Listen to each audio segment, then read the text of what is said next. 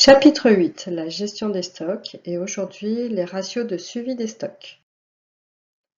En matière de gestion des stocks, il faut absolument éviter, premièrement, le surstockage, deuxièmement, la rupture de stock. On sait également que les ventes sont éminemment imbriquées avec les stocks. En cas de surstockage, il va falloir mettre en œuvre des techniques promotionnelles et des animations pour accélérer les ventes et pouvoir déstocker. Si nous n'avons pas de produit et que nous sommes en rupture de stock, nous n'aurons donc pas de vente possible. Pour suivre les stocks, nous disposons de différents indicateurs: le stock moyen, le coefficient de rotation et la durée de stockage. Commençons par le stock moyen. Cet indicateur est calculé soit en valeur en euros, soit en quantité. Sa formule de calcul est simple, il s'agit du stock initial plus du stock final divisé par 2. Ça, c'est la formule de calcul classique. Mais de temps en temps, vous pourrez rencontrer des nuances, avec notamment l'utilisation d'un cadencier possible. Si le cadencier fait 6 mois, on pourra faire la moyenne des stocks de la période des 6 mois, par exemple. Deuxième indicateur, le coefficient de rotation.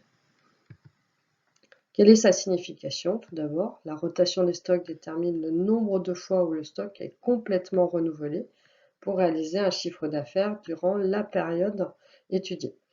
Si le coefficient de rotation est égal à 4 sur un mois, cela signifie que le stock est renouvelé 4 fois au cours du mois. Sa formule de calcul, c'est la suivante. Ce sont les ventes divisées par le stock moyen. Attention, le coefficient de rotation peut être exprimé en valeur, en euros ou en quantité.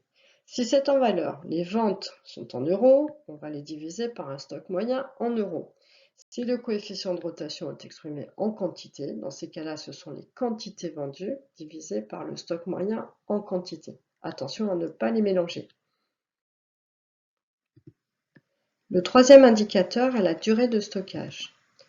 La durée moyenne de stockage détermine la durée moyenne entre l'instant où l'on achète un produit et celui où il est vendu. Par exemple, une durée moyenne de 10 jours signifie que le produit met 10 jours à être vendu par le magasin. Son calcul est le suivant. C'est le nombre de jours de la période divisé par le coefficient de rotation précédemment calculé. Le résultat sera toujours exprimé en nombre de jours. Attention, il faut être vigilant sur la période pour déterminer le nombre de jours dans le calcul. Pour rappel, un an est égal à 360 jours, 6 mois 180 jours, 1 mois 30 jours et 3 mois 90 jours, pour plus de simplicité. Pour conclure, les résultats obtenus aux différents ratios permettent de comparer la gestion d'un produit en particulier à la moyenne du rayon et de prendre ensuite des décisions. On peut s'apercevoir qu'un produit a une durée de stockage courte. Dans ces cas-là, nous risquons la rupture de stock. Il faut donc augmenter la cadence des commandes. Au contraire, si la durée de stockage est longue, cela signifie qu'on risque d'être en surstockage.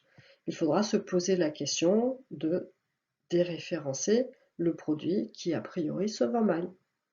Voilà pour aujourd'hui.